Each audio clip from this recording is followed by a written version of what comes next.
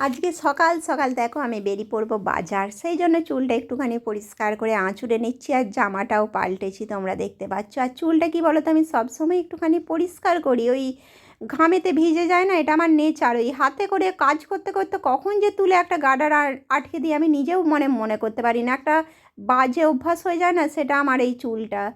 আমি নিজে মাঝে মধ্যে ক্যামেরাটাতে দেখি, লজ্জা লাগে যে আমার চুলের এই অবস্থা, কিন্তু এই কাজের ঘোরে হয়ে যায় ওটা। চুলটাকে কখন হাতের কাছে তো আমার জিনিস রাখা থাকে, নিয়ে ওই গার্ডারটাকে নিয়ে আটকে ফেলি, মনেও থাকে না, সেই যখন এডিট করি আমি চুলটা দেখতে পাই যে আমার কী বিচ্ছিরি হয়ে থাকে।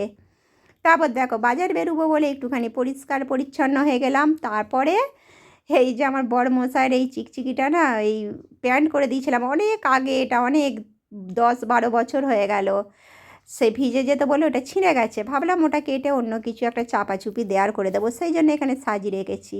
আর এই পা পঞ্চগুলো দেখতে পাচ্ছ, এগুলো হচ্ছে 20 টাকা। আমার মেয়ের যখন জামা কিনতে গেছিলাম 20 টাকা করে দুটো কিনে এনে কেমন সেলাই করেছি। আর বাইরে হচ্ছে কিন্তু প্রচণ্ড জল, আমার এই পা পোঁচ এতগুলো আছে, তারপরে এতগুলো মানে গুছিয়ে রাখি বলে তোমরা কেউ বুঝতে পারছো বাইরে এত বৃষ্টি হচ্ছে। এত বৃষ্টি হচ্ছিল যে আমি সকাল থেকে ওয়েট করে বসে থেকে 9:30টার সময় একটু জল থামতে বাজার গিয়েছিলাম। আর আমার বাজার যাওয়া মানে 1 ঘন্টা লাগবেই, কারণ এত মাল করেছি। তারপরে আমি প্রচুর বকি, সব দোকানে আমি বেরোলে না আর মানে ঢুকতে ইচ্ছা করবে না, বেরোই না, ঠিক আছে, বেরোলে আমার মানে বকার মানুষের অভাব নাই। তারপর দেখো ঠাকুরের এই ধুনোচুরটা কিনেছি, ঠাকুর নিজে ভেঙে দিল সেদিন, মাটিরটা যে চায় না। আর দেখো আজকে কেনাও হয়ে গেল। এই ধুনোচুরটা কিনতে না অনেকটা টাইম লেগে গেল, আধ ঘন্টা 1 ঘন্টার মতো লেগে গেল, কারণ অনেক বার করে করে দেখাচ্ছিল। তারপর ওরাও জানে আমার চয়েস কেমন, এটা এত ভারী আর এত ভালো না, আমি যেটা মানে নেবো ভাবি না, একটু কষ্ট করে হলে দেরিতে হলেও না পরিষ্কার পরিপাটিটাই পছন্দ করি। যে জিনিসটা আমার মেয়েও বলতে পারবে না মা তুমি এটা আমার জন্য খারাপ রেখেছো। দেখো ওদের কথা তো আমাদেরই চিন্তা করতে হবে বলো, আমি আমারটা চিন্তা করলে কিন্তু ভবিষ্যৎটা আমারই খারাপ হবে। সেই কারণে যে কোনো জিনিসই আমি চেষ্টা করি একটু মানে দেরিতে হলেও ভালো ইয়ে করবো।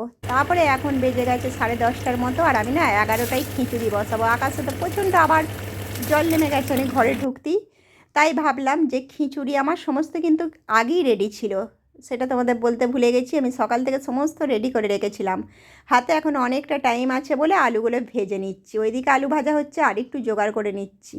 আর খিচুড়িটা একটু বেলায় বসাবো, কারণ এই দুবেলা থাকবে তো, নাহলে কেমন একটা হয়ে যাবে। তাই ভাবলাম যে আজকে নতুন ধুনোচুর এনেছি, বৃহস্পতিবার, ঠাকুরকে একটু আরামসে জল দেবো, জল দিয়ে তারপরে একদিকে খিচুড়ি হবে, ততক্ষণ আমার ওইদিকে সব মেঝের যে জিনিসগুলো গোছানোও হয়ে যাবে। খিচুড়ি দেখবে দাঁড়িয়ে তো থাকা যায় না, আর একবারে মানে সবসময় যে খিচুড়িকে নাড়তে হয় তাও নয়, ওই হাতের কাছে কাজগুলো রাখতে হবে, সেই জন্য আমি হাতের কাছে ওই সমস্ত আনাজগুলো এখন ঢেলে রেখে দিয়েছি।